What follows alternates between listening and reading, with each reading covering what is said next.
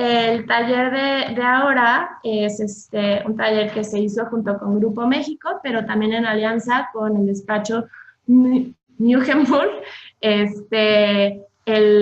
tema de ahora va a ser conocer los estatutos de la sociedad civil. Es sumamente importante porque toda la asesoría que tengamos tiene que ser con expertos de sociedad civil. Y bueno, los ponentes de ahora son personas expertas, han trabajado con muchas organizaciones y creo que es una magnífica oportunidad para preguntar todo lo que ustedes tengan de dudas. Los ponentes del día de hoy son el licenciado Pablo Gómez y el licenciado Luis Gerardo Ramírez. Entonces, aprovechen este tiempo. Les explico la dinámica. La dinámica es, les vamos, ahorita en su pantalla apareció un cuestionario, es pre y post taller. Solamente es para fines estadísticos, contéstenlo como realmente es, o sea, la verdad, realmente es su corazón, porque esta información nos sirve para saber si los talleres realmente funcionan y para saber, para ir fortaleciendo cada vez más a la sociedad civil. Este cuestionario no se va a quitar hasta que ustedes lo contesten, no les va a tomar más de 2 minutitos. Entonces, ahorita tienen el de pre y cuando termine la presentación van a tener uno de post y uno de satisfacción. Entonces, muchísimas gracias y en cuanto terminen de contestarlo, empezamos.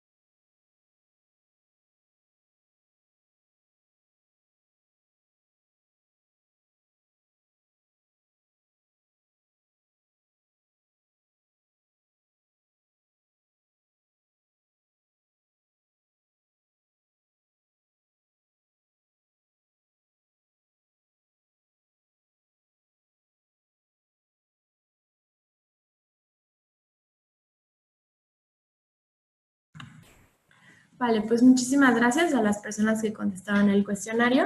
Ahora vamos a iniciar la sesión con el licenciado Pablo Gómez Sáenz. Él es socio del despacho MGP de la parte de corporativo y transaccional. Y bueno, pues aprovechen mucho esta parte.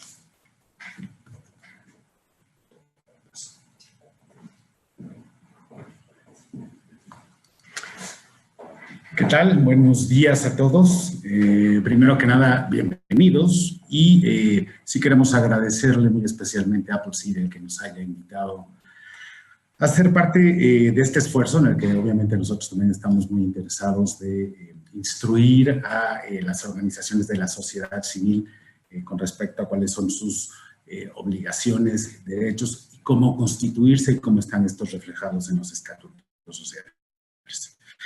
A manera de introducción, únicamente me gustaría dejar perfectamente claro que a nivel global se ha constatado muy recientemente y con mucha mayor claridad la presencia de las organizaciones de la sociedad civil atendiendo temas de relevancia social que antes estaban de alguna manera reservados a las actividades del Estado. Esto se ha entendido como una descentralización del Estado con respecto a ciertas cuestiones repito, de trascendencia social que anteriormente le estaban reservadas. A partir de este nuevo milenio, muy especialmente es cuando las organizaciones de la sociedad civil a nivel internacional y en México en particular han tenido una mayor relevancia y han demostrado ser un actor muy importante para la atención de estos sectores que antes se entendían reservados al gobierno y se han consolidado como actores muy importantes en la atención de asuntos ciudadanos y problemáticas sociales. Hoy prácticamente cualquier cuestión relacionada con aspectos de interés social se puede encontrar la participación de una o varias organizaciones de la sociedad civil. Y esto evidentemente va en temas, repetimos, de repercusión social, como pueden ser temas medioambientales, temas de integración de comunidades a la vida productiva, temas artísticos, deportivos, etcétera, que nuevamente se entendían antes como una competencia exclusiva del Estado y hoy ahí las organizaciones de la sociedad civil han tomado un rol importantísimo. En esta plática en particular nos vamos a concentrar exclusivamente en las asociaciones civiles y su legislación en México y en sus estatutos sociales. Es muy importante, evidentemente, conocer los estatutos sociales de las organizaciones en las que nosotros participamos, en este caso las asociaciones civiles, porque es ahí donde vamos a encontrar los derechos y obligaciones de nosotros como asociados. Y también son los documentos en los cuales los terceros, con los cuales nos vayamos encontrando en el camino de la vida de la asociación, van a poder también entender cuál es el marco de la relación con nosotros. Las asociaciones civiles surgen, evidentemente, como una respuesta a una necesidad de un grupo de individuos que tienen un fin común de reunirse y atender fines artísticos, sociales, de recreo o cualquier otro fin que sea lícito y que no incurra, muy importante esto último, en una especulación comercial. La figura jurídica de las asociaciones civiles se encuentra regulada en el Código Civil Federal y también en los códigos civiles locales de cada uno de los estados y de la Ciudad de México. En el Código Civil Federal, que es el que hemos tomado como referencia para esta plática, se encuentra regulado en los artículos 2670 a 2687. Conforme a lo previsto en este Código Civil Federal, ¿cómo podríamos definir o con qué elementos podríamos definir a una asociación civil? Bueno, pues, una asociación civil es una persona moral que surge de la reunión voluntaria de un grupo de individuos, de manera que no sea enteramente transitoria, tiene que haber una continuidad, para realizar un fin común que no esté prohibido por la ley y que no tenga un carácter preponderantemente económico. Aquí es muy importante detenernos en el tema o en el concepto de persona moral. En el momento en que estos individuos se unen y forman a una sociedad civil automáticamente están haciendo una persona independiente a los asociados con sus propios derechos y obligaciones, frente a terceros, frente a entidades gubernamentales. Este tema es muy importante. En forma práctica y rápidamente, no me quiero detener ahí demasiado, algo que nos puede ayudar para aquellos que no estén particularmente familiarizados con qué es una asociación civil, es irnos a ejemplos prácticos con los que todos estamos más o menos familiarizados. Y, por ejemplo, existen las asociaciones gremiales, y ahí hay una asociación que se llama Asociación Mexicana de Mujeres Empresarias, pero también está el Consejo Coordinador Empresarial, del que oímos todos los días en los periódicos. Ambas son asociaciones civiles y cumplen con las características que estábamos platicando al momento de referirnos a la definición. Algo con lo que también todos lidiamos prácticamente todos los días son las asociaciones civiles de colonos o de condóminos. Los condominios constituyen una asociación civil a efecto de tener esta presencia a través de una persona moral distinta, nueva, diferente, pero que reúne a los condóminos y la voluntad en común de los condóminos. Los clubes deportivos que no tienen un fin preponderantemente económico, que no tiene un fin de lucro, ¿no? El Club Deportivo Azcapotzalco puede ser un ejemplo. Existen también instituciones familiarizadas con temas artísticos, etcétera. Nosotros aquí, por ejemplo, atendemos a una asociación civil que se llama Proópera, que claramente nos dice a qué se dedica, ¿no? Y también asociaciones de patronos de museos y bibliotecas, etcétera, como la Asociación de Amigos de Bellas Artes. Estos ejemplos nos ayudan un poquito a ponernos en contexto y a poder razonar todos los elementos que platicamos en la definición de qué es una asociación civil.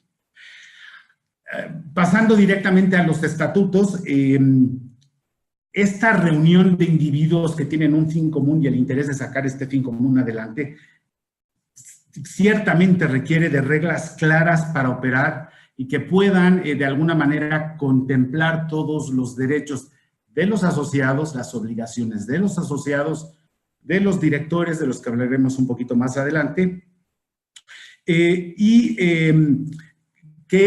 estas reglas de operación también estén disponibles para estos terceros que decíamos que de alguna manera se irán encontrando con esta asociación civil en su operación, llámese macro donatarios o llámese donadores, gente que paga cuotas, etcétera, ¿no? Es este documento, estos estatutos sociales, los que de una manera u otra van a dar certeza jurídica a los asociados y a las personas o entidades que se encuentren en el camino de esta asociación. Es necesario, claramente, que esas reglas consten por escrito y se formalicen en lo que se conoce como los estatutos de la asociación. Mucha gente se refiere a estatutos sociales de la asociación. Ahí hay diferencias técnicas. Hay quien piensa que los estatutos sociales solo son para sociedades, no para asociaciones. Es un tecnicismo. La verdad es que aquí podemos referirnos a unos o a otros. Son los estatutos de la asociación. Y los primeros estatutos de las asociaciones se adoptan exactamente al momento de la constitución de la asociación. Es muy importante tener en cuenta que el Código Civil prevé únicamente como la única formalidad necesaria para dar vida a una nueva asociación civil, que estos estatutos sociales y el acto constitutivo en sí mismo consten por escrito y se inscriban en el registro público correspondiente, al registro público de asociaciones civiles. No obstante lo anterior, es muy recomendable que no se haga un escrito independiente, que se acuda a un fedatario público, ya sea notario o un corredor público, a efecto de que el nacimiento de la asociación civil y sobre todo sus estatutos sociales consten en un instrumento público, en una escritura pública, que va a facilitar, aparte, muy importantemente, la inscripción de la asociación en el registro público. De no hacerlo así y de irnos a la opción más fácil que aparentemente nos da el Código Civil, de presentar un escrito firmado por todos al registro, el registrador tendría que ratificar cada uno de los asociados la voluntad de formar esta nueva asociación frente al registrador, tendría que presentar sus identificaciones, confirmar al registrador su voluntad, que se adhieren al fin lícito, una serie de cuestiones con las que los registradores no están realmente familiarizados y que al final pueden acabar complicando o bien el nacimiento de la asociación o generando una asociación que nazca con defectos. Yo creo que es muy importante sí ir a un fedatario público, además de que el ir a un fedatario público por lo menos le da a los primeros asociados de la asociación la posibilidad de tener acceso a asesoría jurídica. No hay que olvidar que los notarios públicos, en la mayoría de las legislaciones locales en México, si no es que en todas, tienen la obligación de asesoría para las personas que se presentan a requerir algún servicio de fe pública. Hay, evidentemente, muchas asociaciones pequeñitas que probablemente no inician con una estructura, una organización y unos recursos mucho más claros, pues por lo menos se presentan al notario público y el notario les va a explicar con mucho más detalle derechos, obligaciones y qué opciones tienen al momento de adoptar los estatutos sociales que los van a regir. ¿Cuál es el proceso de elaboración de los estatutos sociales? Bueno, pues evidentemente yo empezaría por ver qué temas se tienen que considerar al momento de hacer el planteamiento de los estatutos sociales. Evidentemente se acude un abogado, un notario público de preferencia, y hay cuestiones generales que no representan una mayor dificultad porque están previstas en el propio Código Civil y que simplemente lo hace si se acabó, que es el que tengas una denominación, un objeto y una duración, un domicilio y un patrimonio. Pero hay otros temas que pueden ser, es muy importante que tengan en cuenta los asociados como opciones que tienen abiertas al momento de tener en cuenta los temas que deberán aterrizar en sus estatutos sociales. Y un tema que es importante, aunque parezca muy obvio, es si pueden o no las personas morales ser asociadas en una asociación civil. El artículo 2670 del Código Civil hace exclusivamente mención a individuos que tienen un fin común. La fracción más purista o más que se va a la letra de la ley, dice que solo las personas físicas pueden ser considerados individuos y que solo las personas físicas pueden proponerse los fines que de alguna manera se entienden naturales a una asociación civil. Otra corriente, la corriente opuesta, lo que dice es que al no distinguir con claridad el Código Civil, lo que finalmente sucede es que efectivamente pueden participar tanto personas físicas como personas morales como asociados en la asociación. Ojo, el único requisito que en nuestra opinión, en mi opinión personal, es indispensable a efecto de poder aceptar a personas morales como asociados es que los estatutos sociales específicamente prevean que las personas morales pueden ser asociados en la sociedad civil. Otra cuestión que será importante es qué requisitos vamos a poner para admitir y para excluir socios, aterrizarlos, ponerlos por escrito y llevarlos al notario a efecto de que formen parte del documento. ¿Queremos categorías distintas de asociados o no? ¿Es posible tenerlas? ¿Tendrían derechos y obligaciones diferentes? Hay que atender a las necesidades de la asociación y al tamaño que va a tener. Y por último, evidentemente, determinar qué reglas serán aplicables para el funcionamiento de los órganos de la asociación, entendidos como los principales, la asamblea de asociados y la dirección, que puede ser un director único o un consejo directivo.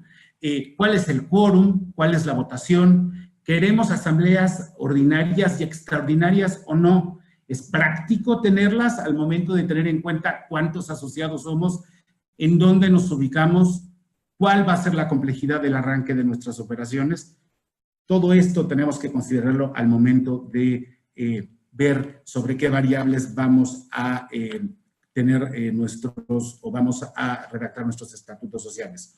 Otro tema puede ser dependiendo del objetivo y obviamente teniendo en cuenta que las asociaciones civiles no pueden tener un fin preponderantemente económico, sí es muy común que en las asociaciones se prevea en sus estatutos el pago de cuotas de los miembros. No aplica a todas las asociaciones. Habrá que tener en cuenta si la asociación que se pretende formar y los estatutos que la rijan debe de prever o no por la aportación periódica, ya sea mensual, semestral, anual, de cuotas por parte de los asociados. Y finalmente, recalcar en relación con este tema la importancia de que al momento de redactar sus estatutos sociales, aterricen estos temas y sí acudan a un notario público, algún abogado o alguna institución como Appleseed que puede canalizarlos a tener acceso a este tipo de asesoría, a efecto de que de arranque empiecen siendo una asociación civil correctamente regulada, que reúna los requisitos indispensables y aquellos que sin ser indispensables son recomendables a efecto de que tengan una operación sana, apegada a la ley y que de una manera u otra les asegure esto, ¿no? El tener una operación adecuada conforme a ley. Paso la voz en este momento a Luis Gerardo Ramírez Villela, Off Counsel de la firma, que se va a encargar de darle seguimiento a algunos otros puntos en relación con el contenido de los estatutos sociales.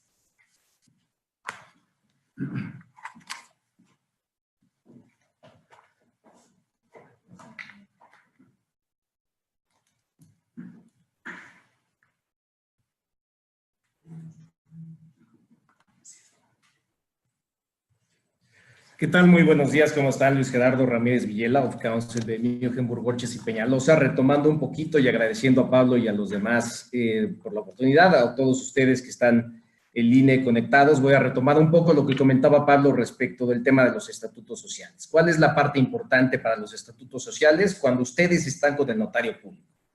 Empezando con el tema de la denominación. Ustedes tendrán que tomar la decisión de cuál va a ser la razón social de su asociación civil. Para esos efectos, normalmente lo que se necesita es que ustedes le den cuando menos 3 posibles razones sociales, denominaciones al notario para que él pueda solicitar el permiso. Es importante mencionar que solo los fedatarios públicos pueden solicitar estos permisos de uso de denominación para que ustedes puedan arrancar con todo el proceso formal y puedan constituir su asociación civil. Ese es el punto principal y por lo que tendrían que arrancar y lo tendrían que ver con un fedatario público, llámese corredor o llámese un notario, ¿no? El segundo tema es la parte del domicilio. El domicilio puede establecerse en cualquier lugar. Anteriormente había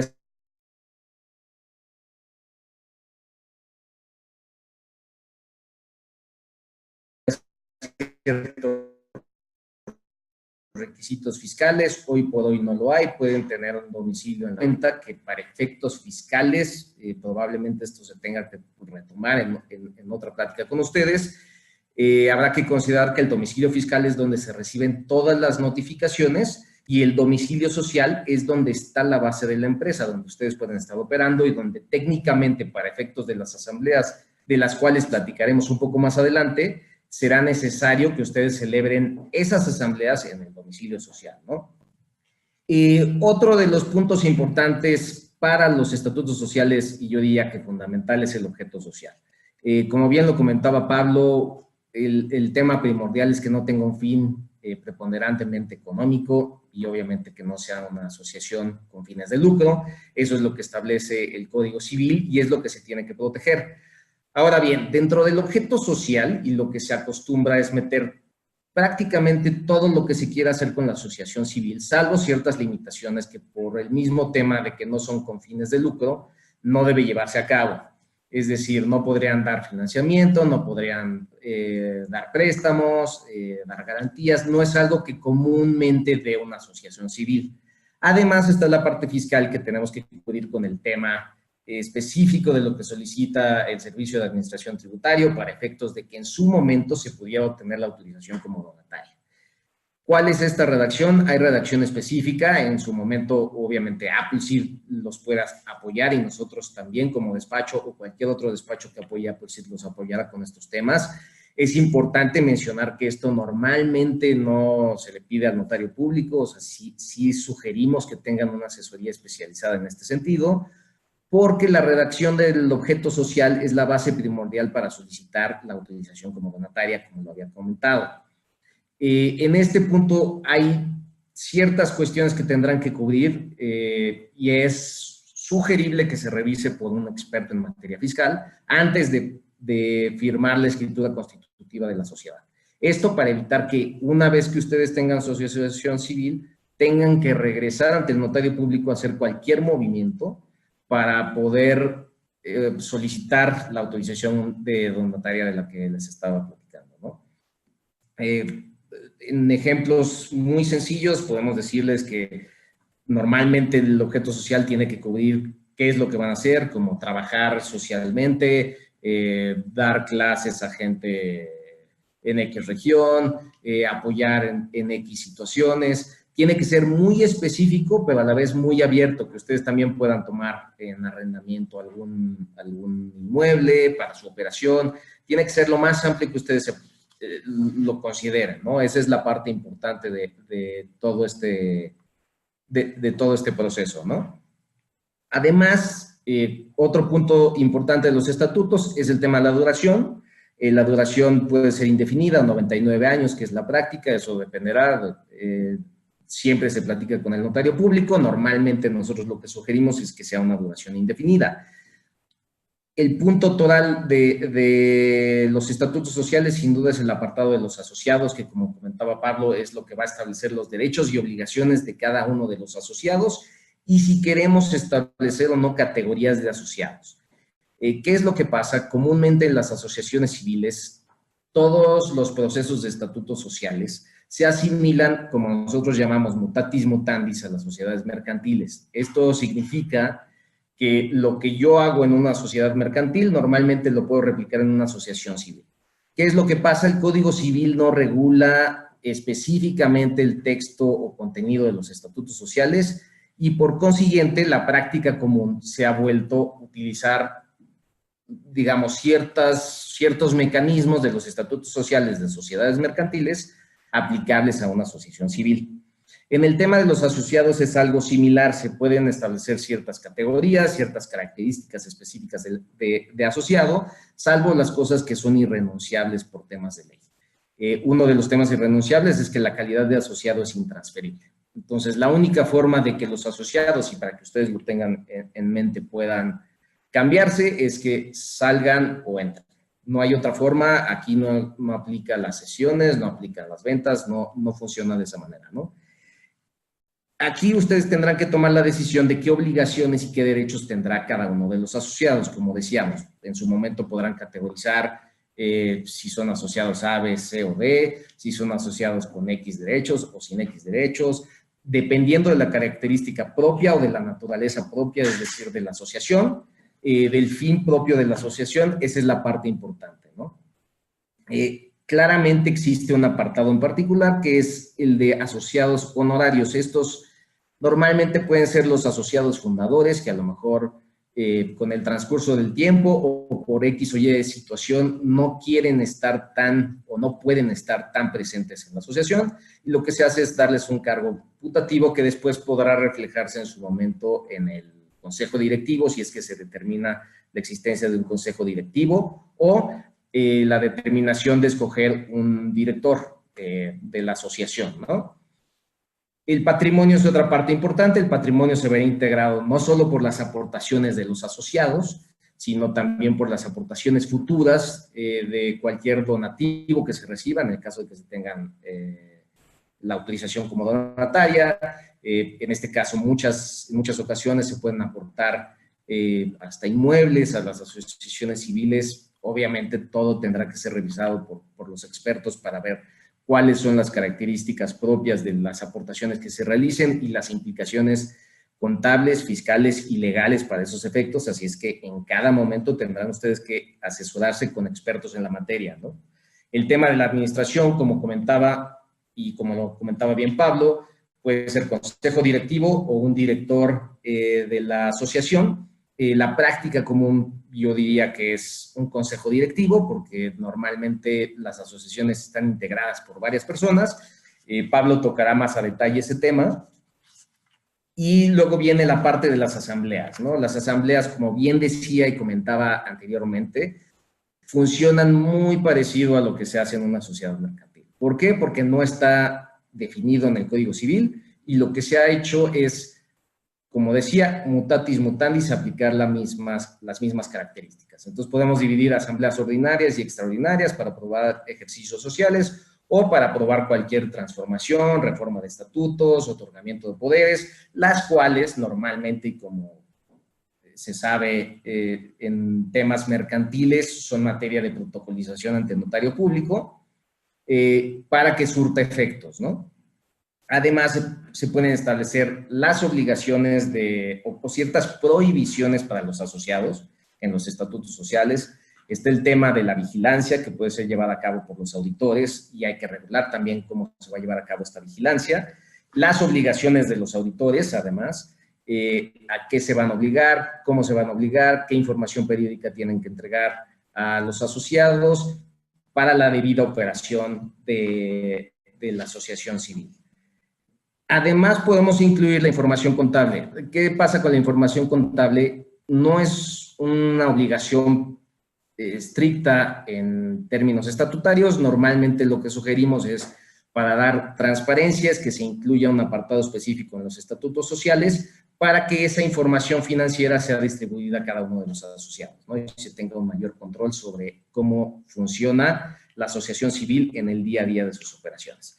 Además, tenemos las causas de disolución y liquidación, que son muy particulares y sí están previstas en el Código Civil, y hay que tener mucho cuidado con este tema, porque no funciona como una sociedad mercantil. El tema de una asociación civil es completamente diferente y es una vez que se liquida una asociación civil, que es el tema que ustedes tendrán que considerar, lo que pasa después con el patrimonio es que solo a los asociados se les regresará el monto de su aportación.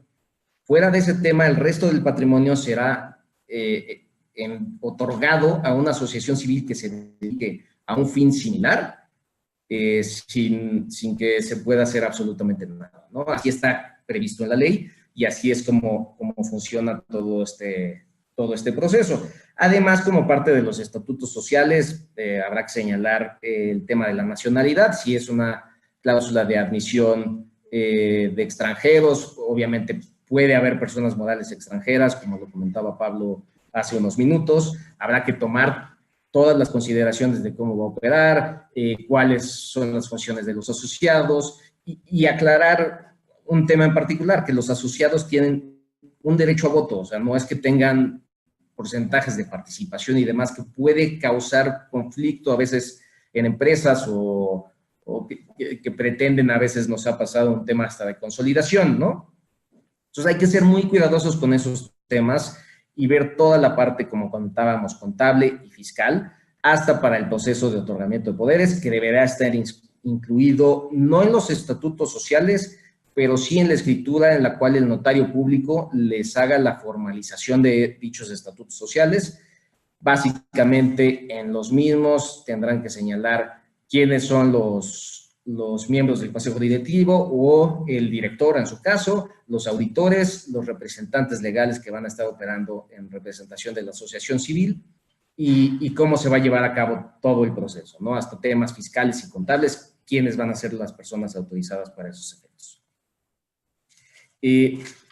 Paso la voz nuevamente a Pablo, quien tocará más a detalle el tema de toda la función del consejo o del director, y en un momento más regreso con ustedes.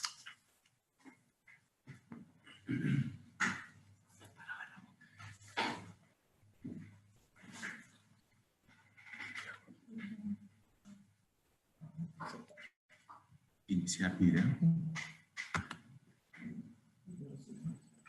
Listo. Otra vez, gracias. Aquí el objetivo de esta parte de la plática es acentuar la importancia del órgano de dirección de las asociaciones civiles, ¿no? Cómo funciona, por quiénes está integrado. Esto teniendo como antecedente clarísimo, que como ya lo comentó en su exposición anterior Luis Gerardo, el órgano máximo, el órgano de mayor jerarquía dentro de la asociación es la Asamblea de Asociados. Pero inmediatamente abajo de la Asamblea de Asociados está la dirección, el órgano de dirección de la asociación. Hay que tener en cuenta que otra vez el Código Civil Federal se queda muy escueto en relación con cómo está integrado el órgano de dirección, quiénes pueden ser directores, etcétera, porque únicamente se refiere a que puede caer en un solo director o en un consejo de directores, pero no nos da ningún tipo de regla ni ningún tipo de parámetro en relación con las actividades y funciones y atribuciones del consejo directivo. Como también comentaba ya Luis Gerardo, evidentemente lo más común es que haya un consejo de directores. ¿Por qué? Porque, bueno, pues de esa manera se dividen responsabilidades, se enriquecen puntos de vista, etcétera, pero nada impide que haya un director único. Probablemente al arranque del inicio de vida de una asociación civil sea de hecho bastante más común el tener un solo director, porque tampoco se pueden generar artificialmente órganos que no son necesarios en ciertas etapas, sobre todo al inicio de la operación del órgano de dirección. Es muy importante entonces tener en cuenta, dicho esto, que son los estatutos sociales, la voluntad de los asociados, las que de una manera u otra en la asamblea de aprobación de los estatutos de la asociación va a, de alguna manera, delimitar si se va a operar con un consejo de gerentes, perdón, de directores, con un director único y cuáles son sus atribuciones. Está dentro del ámbito de la libertad de asociación de los individuos que tienen el carácter de asociados. Lo que es algo indiscutible, y esto obviamente es con base en lo que ha sido la práctica en sociedades mercantiles y con base en los antecedentes de qué tipo de atribuciones debe de tener un consejo directivo, la que es innegable e indiscutible es la facultad de representación de la asociación. Generalmente el consejo directivo o el director único, en su caso, gozan de todas las facultades, las más amplias facultades para representar a la asociación ante entidades gubernamentales, autoridades, terceros, públicos, privados, etc. Para esto, evidentemente, se deben de cumplir con los requisitos y formalidades necesarias para el otorgamiento de estos poderes, ya sea que se haga en los propios estatutos sociales o al momento de la designación de los miembros del comité de dirección. ¿Cuáles son los derechos que va a tener un miembro del consejo directivo? Pueden ser muchos, van a estar otra vez regulados por la libertad de los socios, pero los más obvios y que seguramente no faltarán en ninguno de los estatutos sociales son el asistir, ser convocado, asistir y votar a cualquier sesión que tenga el consejo directivo, el ejercer estas facultades de representación de la asociación y la aprobación de cuentas de la asociación, etcétera. Estos serían como que los derechos básicos, independientemente de otros que voluntariamente pudieran decidir otorgarle a los miembros del consejo directivo. Pero no solo hay derechos, también hay obligaciones como miembros del consejo directivo y en general están basadas mucho más en lo que ha sido la práctica legal en México y en principios generales de derecho pues, aplicables a cualquier relación entre un órgano de administración y la sociedad o entidad administrada. Y es, los miembros del consejo directivo deben de tener una aprobada honradez, esto se llama probidad y honradez, no tener intereses en contrario a el objetivo de la asociación civil, deben de identificarse claramente con los intereses y el objeto de la asociación, deben de actuar bajo principios de lealtad y buena fe con respecto a la asociación y ser diligentes. Esto, obviamente, además de implementar o encargarse de la implementación de cualesquiera acuerdos o resoluciones adoptadas por los asociados en asamblea de asociados y se les pueden también encargar en estatutos por ejemplo, admisión o exclusión de asociados, ¿no? Dirimir, discutir en relación con la admisión y discusión de nuevos asociados, ejercer facultades disciplinarias, dirigir al personal, etc. ¿Cuál es el quórum y la convocatoria para la instalación y aprobación de resoluciones del Consejo Directivo? Bueno, nuevamente, los asociados estarán en libertad de reflejarlo, según les convenga, en los estatutos sociales. Lo que es general, la regla general es que debe estar presente por lo menos la mayoría de los miembros del Consejo Directivo, y las resoluciones del Consejo Directivo serán aprobadas por la mayoría de los miembros presentes. Esto no implica que en ciertas asociaciones, que probablemente nacen ya siendo asociaciones con un respaldo importante, etcétera, o que se han ido sofisticando a lo largo de su operación, han ido creciendo, pues en algún momento se decida ciertas votaciones mínimas, por ejemplo, para la aprobación de ciertas resoluciones por el Consejo de Directores, o lo que es lo mismo, cierta quórum más elevado a la mitad, igual y para adoptar ciertas resoluciones que sean trascendentes para la asociación, se requiere que esté presente no la mayoría, sino el 75%. Ahí evidentemente hay que tener muy claras cuáles son las prioridades de la asociación. Ahora, hay otros órganos que pueden existir como parte de la dirección de la asociación. Y estos pueden ser comités que siempre estarán sujetos o bajo la supervisión del comité de dirección, y puede haber comités ejecutivos o comités de vigilancia y dirección que se encarguen de implementar o de llevar a cabo ciertas actividades. Por ejemplo, puede haber un comité de recaudación de donativos o un comité de implementación de eventos para donantes, ¿no? Comité de vigilancia de ciertos aspectos de la asociación, ¿no? Entonces, hay que ver cuál es el tamaño, cuál es el cúmulo de operaciones, y sobre esto ir viendo la conveniencia de que el órgano de dirección vaya segregando ciertas actividades que siempre estarán bajo su supervisión y bajo su responsabilidad. Hay otra cuestión que es bien interesante y creo que es importante que tengan en cuenta. ¿Es o no conveniente tener miembros independientes en el Consejo de Dirección? Normalmente, otra vez, el Código Civil no distingue, y esto nos lleva a que pueden ser miembros del Comité de Dirección los mismos asociados, o se pueden invitar a personas ajenas a la asociación, pero que tengan estas identificación con los fines de la asociación y conocimiento probablemente, ¿no?, de el segmento al que se dedique la actividad de la asociación.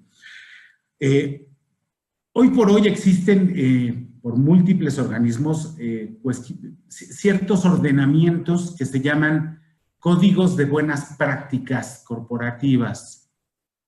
Ya existe en Estados Unidos también un código de buenas prácticas de organizaciones de la sociedad civil, y en México se han ido adoptando de alguna manera también este tipo de códigos de buenas prácticas. Y es ahí donde entraría la posibilidad de tener consejeros independientes a la asociación.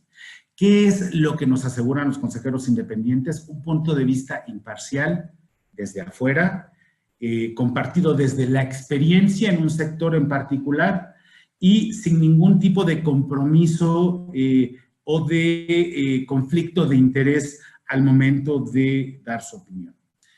¿Qué desventajas podría llegar a tener, si es que las tuviera, el tener consejeros independientes? Es que, bueno, la mayoría de consejeros independientes viven de ser consejeros independientes en una o varias entidades, cobran. Habrá quienes no lo hagan y que, identificados también con el espíritu de la asociación, pues decidan renunciar libremente a percibir un emolumento.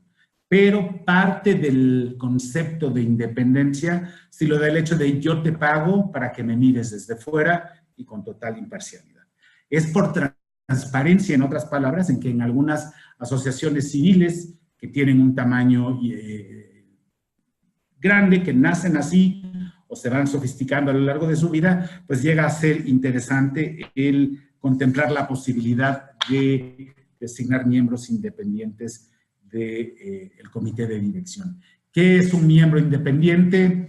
Bueno, pues evidentemente ahí hay una lista muy larga, no vale la pena que nos metamos a esos legalismos, pero sí es una persona que no esté relacionada por ningún, y esto es un concepto general, ningún link de parentesco, ninguna relación de parentesco ni comercial con ninguno de los asociados ni con la asociación misma. Pero no lo puede hacer él directamente, ni tampoco sus familiares, ni sus empleados y demás. Es decir, el poder llegar a determinar que un potencial miembro del Consejo es efectivamente independiente es una tarea que en su momento llevará, obviamente, cierto tiempo.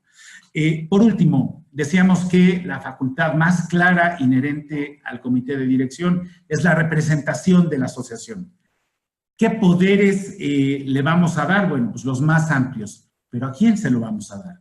Al órgano en sí mismo, para que actúe como consejo de dirección, o lo vamos a dar también a los miembros en lo individual. Vamos a darle a los miembros en lo individual todos los poderes o algunos. O bien, en lugar de tener un consejo de dirección con todos los poderes, el consejo de dirección no puede nombrar un miembro delegado que sea el miembro del comité de dirección, del consejo directivo, que lleve a cabo todas las facultades de representación.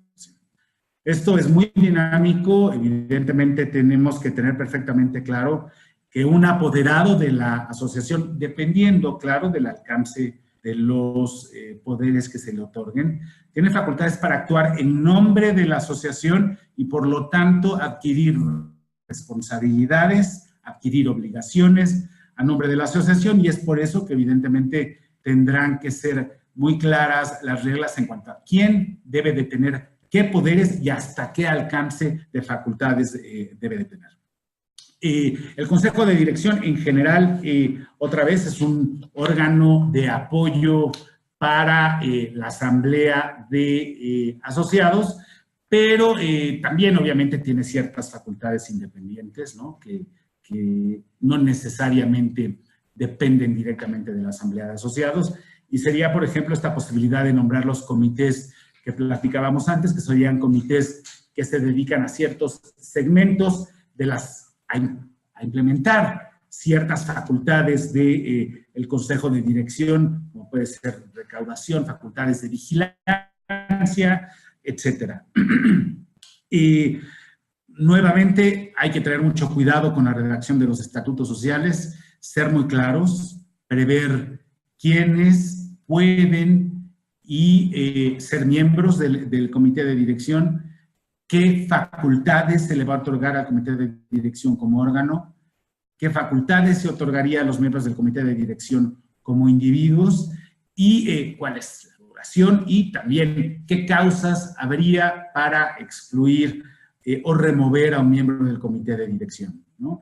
Creo que estos son elementos que deben de tener en cuenta para ir previendo y planeando cómo quieren que funcione su comité de dirección actual. A lo mejor esto, el implementarlo requiere algún tipo de reforma a sus estatutos, a lo mejor no, pero sí ir teniendo reglas claras que de alguna manera formalicen y delimiten las responsabilidades del Consejo de Administración y el cumplimiento de objetivos del comité de dirección, perdón, con respecto a la misión, fines y objeto de la asociación en particular.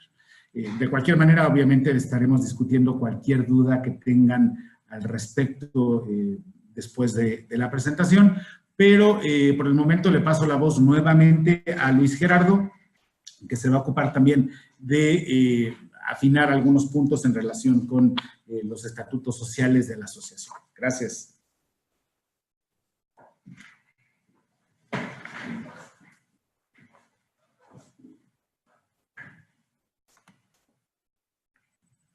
¿Qué tal? ¿Cómo están? Nuevamente con ustedes. Vamos a platicar un poco del tema de los asociados. ¿Qué pasa con los asociados y la calidad de asociados?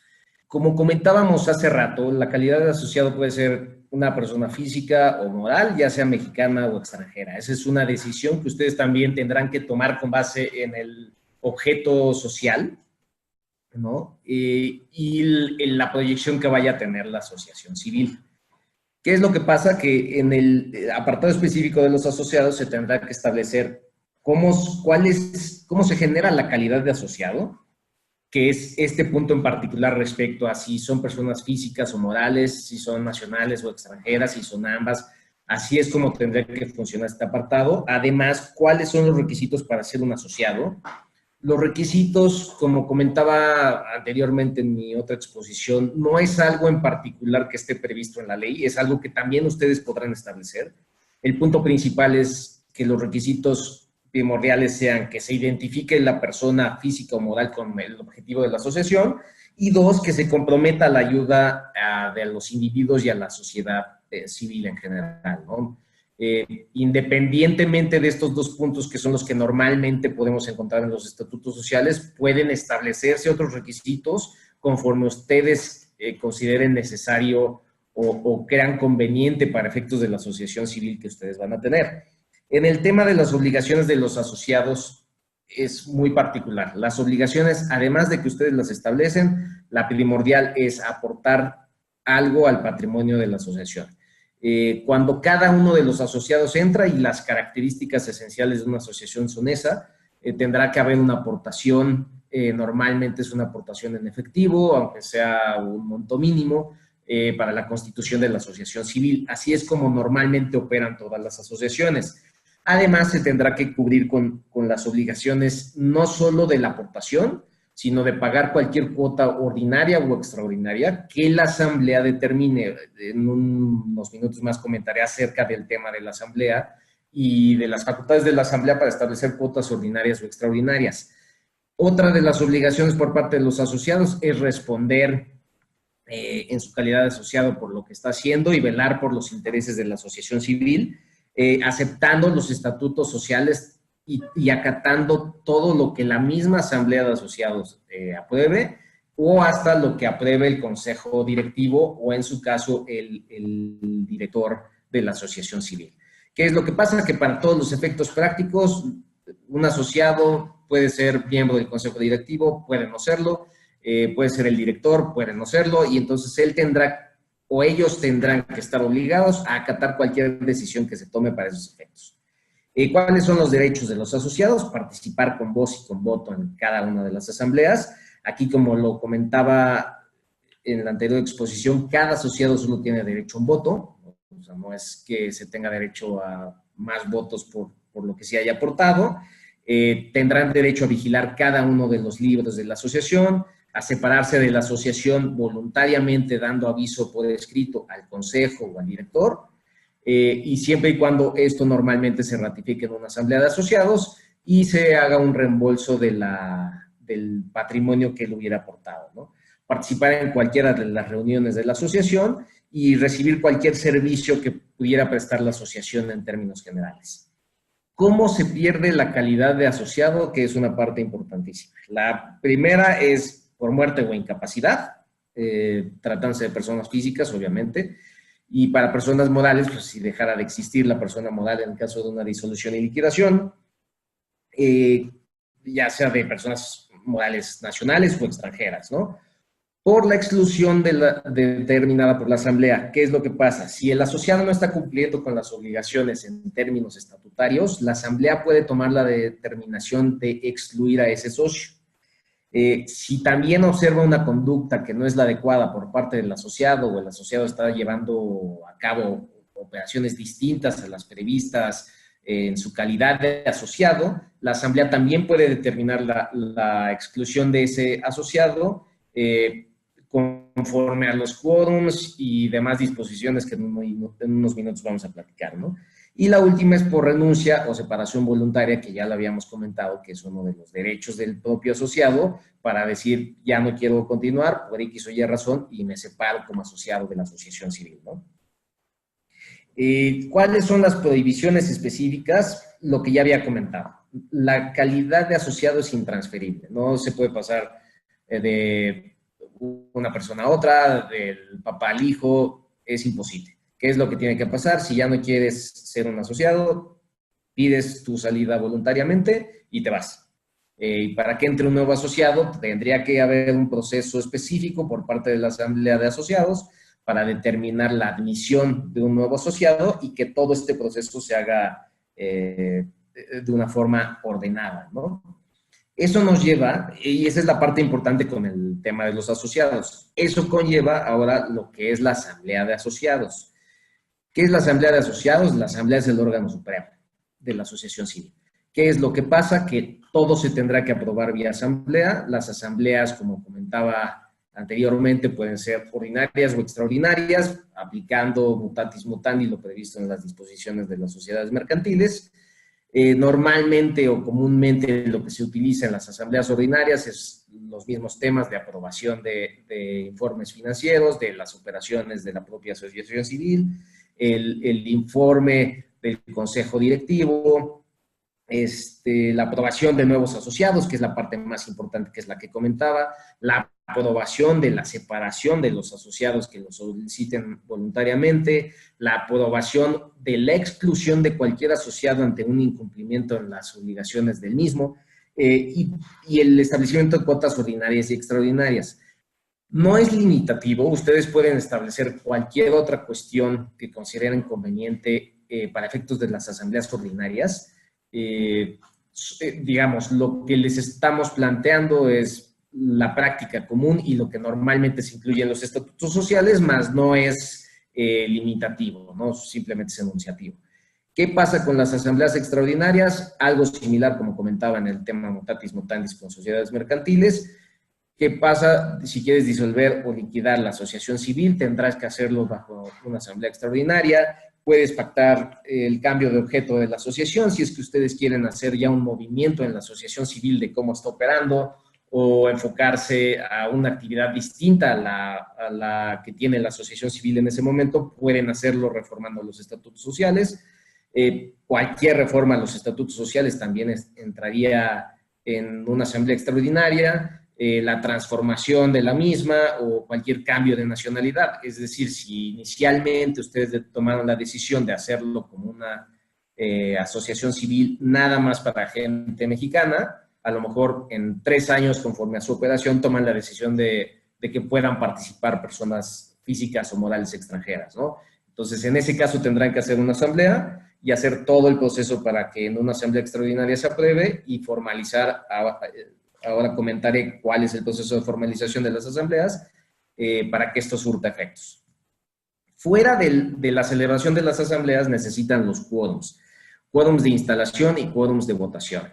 Los quórums ustedes determinan con cuántos asociados van a poder celebrar la asamblea y con cuántos asociados van a poder adoptar resoluciones favorables en las asambleas.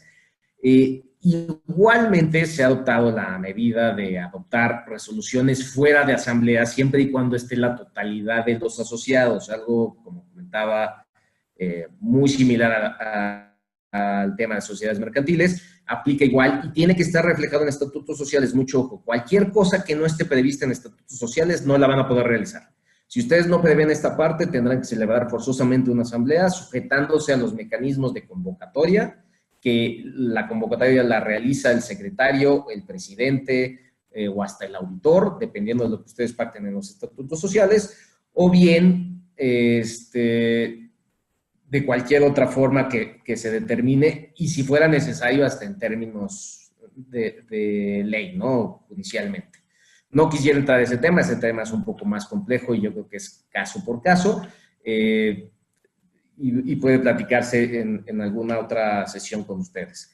¿Qué pasa con los quórums? Normalmente es votación, instalación y votación, perdón, y se toma la determinación de X número de asociados que estén presentes para la instalación y normalmente un X porcentaje de los asociados para la adopción de resoluciones de las asambleas, ¿no? Así es como funciona. Esto también se los tienen que dar ustedes al notario público, no es algo que el notario propiamente les dé, es una determinación por parte de ustedes de cómo van a estar operando, y tendrá que estar previsto en sus estatutos sociales. Además de estos puntos, tendrán que prever también el tema de representación, es decir, que si un asociado no está presente, puede hacerse representar por cualquier tercero en la asamblea mediante carta poder. Todo esto tiene que estar previsto nuevamente en los estatutos sociales para que sea transparente y para que cada uno de los asociados sepa cuáles son sus derechos y obligaciones y la forma en que podrán hacerse representar si es que no estuvieran presentes, ¿no? Las decisiones de la asamblea, como comentaba, son conforme a los quórums que ustedes decidan. Puede haber decisiones por unanimidad, asuntos de unanimidad. Esa es una cosa que ustedes tendrán que determinar para su asociación civil y para operar de esa forma. ¿Qué es lo que pasa con los acuerdos adoptados en las asambleas? Normalmente los acuerdos respecto de transformación, cambio de objeto social, disolución y liquidación y cuestiones inherentes a otorgamiento de poderes generales se formalizan ante notario público para que surta efectos ante terceros y surta efectos ante las autoridades correspondientes. Eso es más o menos cómo funciona una asociación civil respecto del tema de los asociados con sus derechos y obligaciones, los temas de las asambleas y las cuestiones que se tendrían que aprobar específicamente ante notario público para que todo surta efectos y ustedes tengan cierta constancia en el tema. Vale la pena mencionar que los libros que ustedes tendrán que llevar muy similares a los libros corporativos en sociedades mercantiles, que es un libro de registro de asociados, para que ustedes sepan cómo está integrado y tengan cierto orden, y también tener su libro de asambleas y su libro de, en su caso, de tema del patrimonio, conforme vaya habiendo aportaciones, pueden tener un libro de aportaciones de capital, ¿no? Más o menos es en términos generales lo que tenemos de temas corporativos.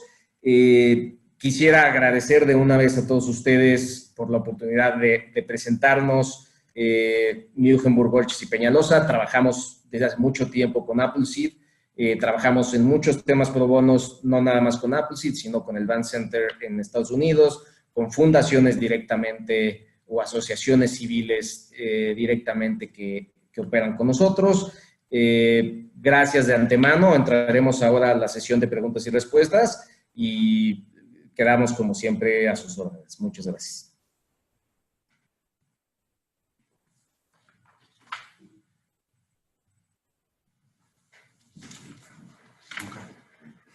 Perdón, luego ni me doy cuenta si me para la boca.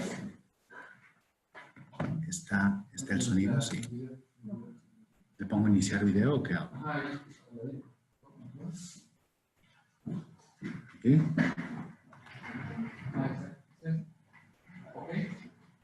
Que no puedo porque el hospedador lo detuvo.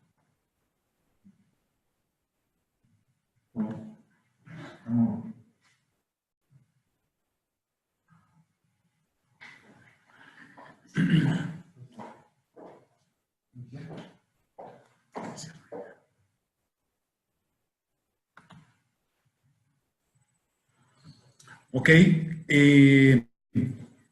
nuevamente, como lo hizo Luis Gerardo, darles las gracias a todos por estar asistiendo a este webinar y nosotros agradecer la invitación de Appleseed para sumarnos a este tema en particular que nos da mucho gusto poder ser parte de ello.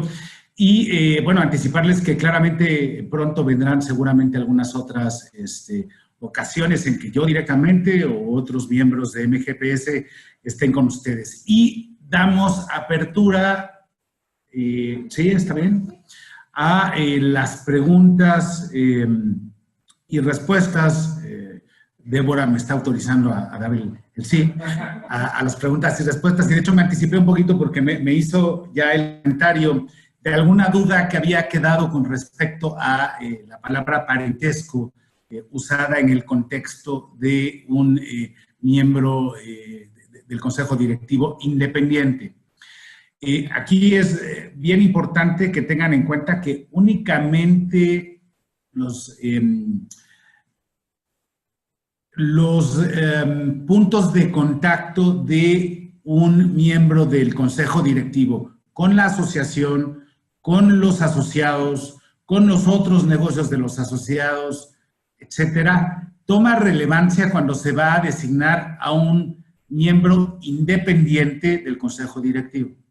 Los miembros del consejo directivo que pretendan ser identificados como independientes, se les nombra con todo ese, es miembro independiente del consejo directivo. ¿Por qué? Porque la palabra independiente asegura precisamente una distancia en relación con los intereses que pudieran tener en su momento los asociados, los otros miembros del comité de dirección y desde este paso atrás una visión mucho más objetiva con respecto a la toma de decisiones del comité de dirección.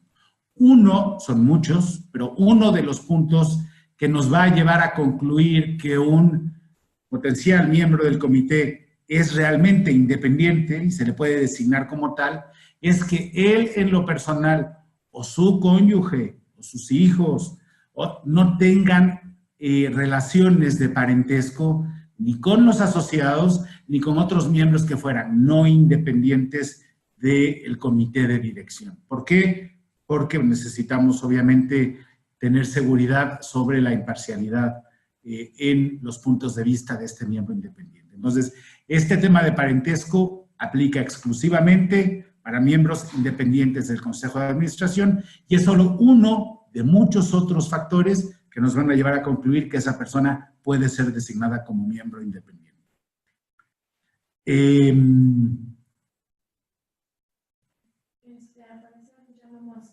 Ok, había una pregunta ahora que sí pueden acceder después al webinar. Aparentemente, para quien hizo la pregunta, sí va a haber acceso posteriormente al webinar ya grabado. ¿Alguna pregunta adicional? ¿Cualquier duda en relación con la exposición? Creo que son demasiados claros. ¿Ustedes? Porque no. Ok, le paso entonces la imagen a Débora, diciéndoles que nos dio mucho gusto que estén con nosotros y claramente cualquier pregunta que tuvieran con posterioridad y que pudieran hacernos llegar.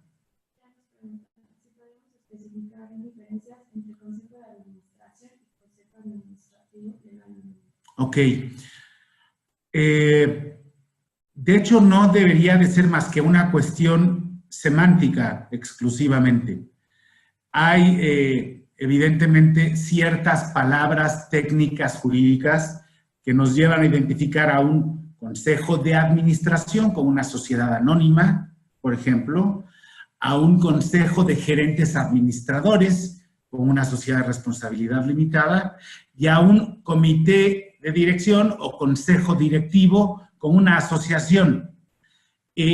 Son términos jurídicos que al final todos quieren decir lo mismo y la precisión de usar una palabra o la otra está en relación con qué tipo de entidad se usan. Otra vez, consejo de administración, sociedad anónima, consejo de gerentes administradores, sociedad de responsabilidad limitada y comité directivo o comité de dirección, una asociación. ¿Qué pasa si en tu asociación o en tus estatutos mencionas un consejo de administración o administrativo y eres una asociación? Pues en realidad no pasa nada. Técnicamente alguien te podrá decir que la palabra no es la idónea con respecto a lo previsto en las leyes, pero creo que cómo te identifiques, siempre y cuando obviamente haya una palabra razonable para identificar con la administración, no es importante. Va a ser mucho más importante qué tan claras son las funciones del consejo directivo, llámese de administración, administrativo, como se le ha llamado en los estatutos de la asociación, para que ello nos lleve a que, sin importar cómo se llame el órgano, claramente esté llevando las funciones que debe de llevar para cumplir con su misión legal. Otra pregunta, ¿los miembros de las asambleas tienen que firmar algún documento que los vincule legalmente o es vinculación legal? Tienen que firmar un documento.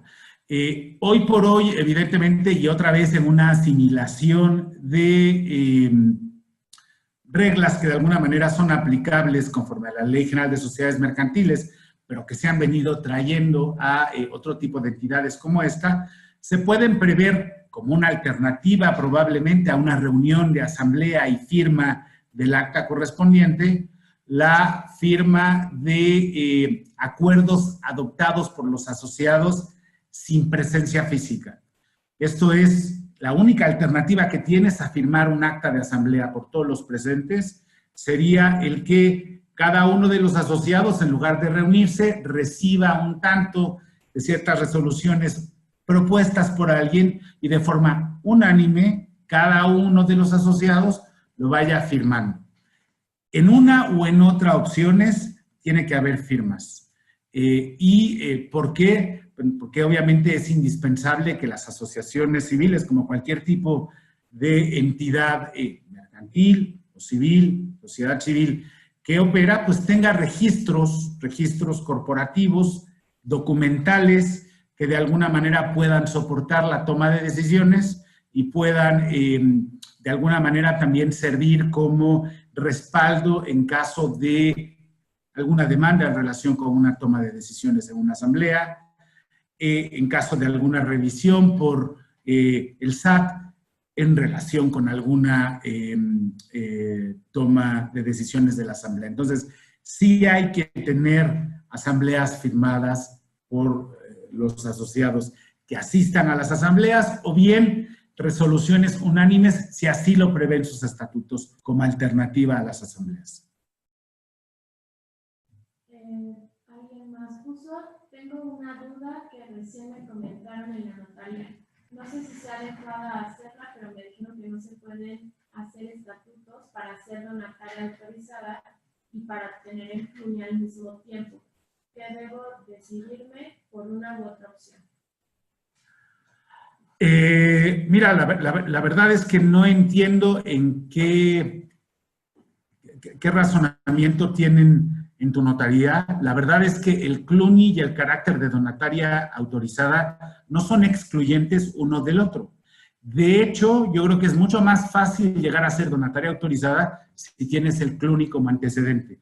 Pero no, ser donataria autorizada no te impide tener el CLUNY ni el CLUNY ser donataria autorizada.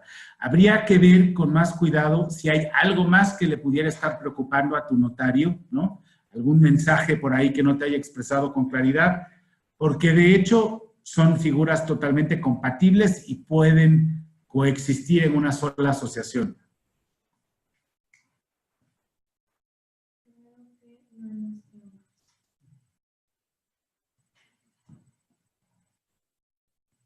Ok, muchas gracias a todos de parte de MGPS, de parte de nuestro off-counsel Luis Gerardo Ramírez Villela, que nos ayudó con la mitad de la presentación. También ha estado muy involucrado siempre en cuestiones de Appleseed, Antoine El Sordo, que nos ayudó, por lo menos a mí, en temas de investigación y preparación de esta exposición.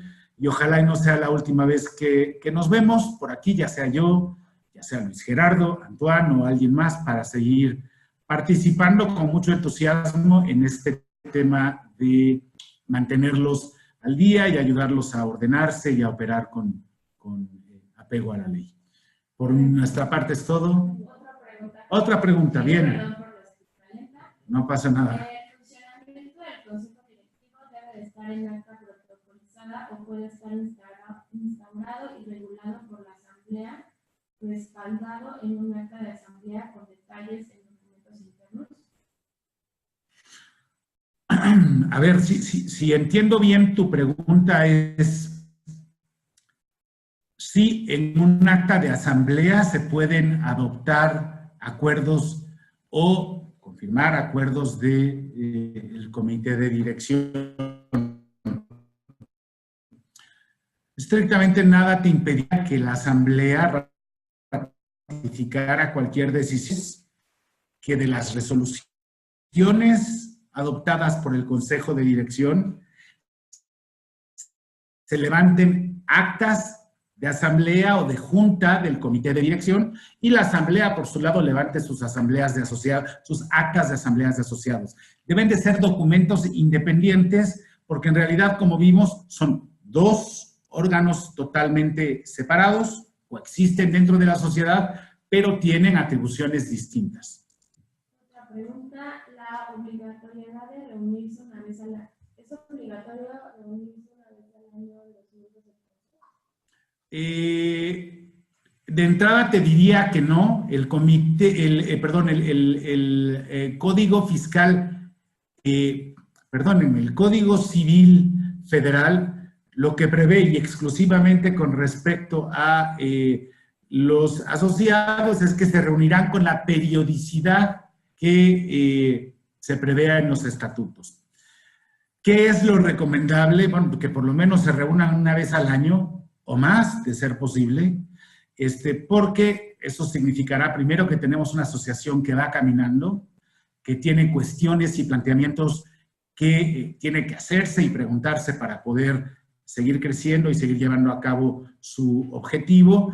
Y por lo menos, me parecería, y otra vez estamos a lo que acuerden los asociados en sus estatutos, pero me parecería que lo lógico sería que por lo menos se reuniera el comité de dirección, por lo menos, ¿no?, una vez al año. ¿Para qué? Pues para reportarle cuáles han sido sus actividades precisamente a la asamblea de asociados.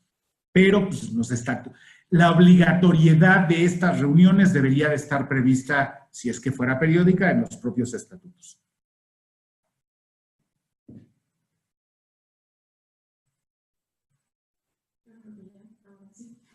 Perfecto. Le paso la voz a Débora para que haga la despedida del tema. Hola. ¿Se acuerdan que les había dicho que hay una pre y una post? Pues ahora viene la post.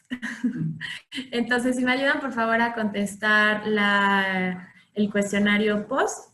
Tiene preguntas relacionadas con el taller y la de satisfacción.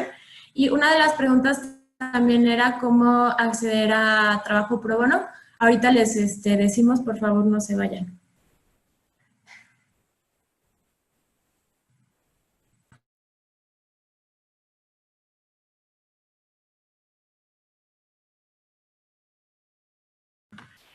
Lo que contestan en la encuesta de satisfacción, quisiera reforzar el agradecimiento. Todo esto también es gracias al apoyo que se recibe del programa para el fortalecimiento de la sociedad civil. Justamente se apuesta a que la sociedad civil se mantenga informada, capacitada y actualizada en temas legales para que sus organizaciones civiles sean cada vez más fuertes. Entonces, pues bueno, la apuesta es justo a fortalecer a las organizaciones a través de estos talleres, pero no solamente a través de los talleres, sino acercándole todas las herramientas necesarias para poder acceder a ayuda pro bono de personas especializadas en atención a sociedad civil y en temas legales. Como les comentaba al principio, no basta con que sean personas que sepan del tema, sino que tienen que conocer a sociedad civil. Enfrentamos diferentes legislaciones. Una de las preguntas justamente era si existía una ley o una legislación específica para asociaciones civiles que cubriera temas laborales, fiscales, y lamentablemente no existe, por lo que tenemos que atender a diferentes legislaciones dependiendo de la materia en la que tengamos alguna duda. Entonces, para eso, una de las herramientas que ponemos a su disposición es poder contar con ayuda legal de forma pro bono, es decir, de forma gratuita, de diferentes firmas de abogados y abogadas que están reconocidas a nivel nacional e internacional. Una de ellas, por ejemplo, es Muhlenberg, la firma que nos acaba de dar una capacitación. ¿Y cómo pueden acceder a esta asistencia legal? Se meten a la página appleseedmexico.org, como viene en su pantalla, se van a la parte que dice asistencia legal pro bono. Soy una OSC y necesito ayuda. Y les va a aparecer un cuestionario, un formulario que tendrán que llenar. Es un formulario muy sencillo, no les va a tomar nada les va a tomar 3 minutos cuando mucho. Contéstenlo con las respuestas que tengan a la mano y si no, ya las vamos construyendo dependiendo, conforme vayamos avanzando.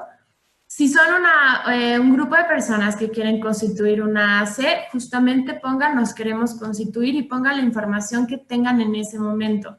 Nosotros, el proceso es, una vez que ustedes llenan el formulario, nosotros nos ponemos en contacto con ustedes en un plazo de más o menos una semana, en la que se les realiza una llamada haciendo algunas preguntas acerca de la organización y solicitando alguna documentación y se agenda para una segunda llamada en la que ya se va a atender con más profundidad su necesidad legal.